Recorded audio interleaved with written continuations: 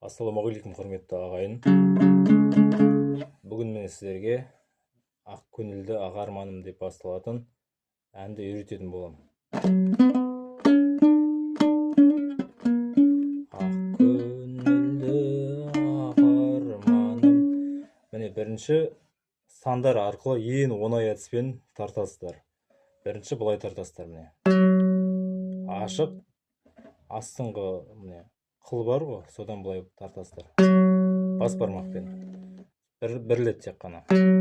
Сосын 5-ші пернеден басасыздар, ема. 1, 2, 3, 4, 5.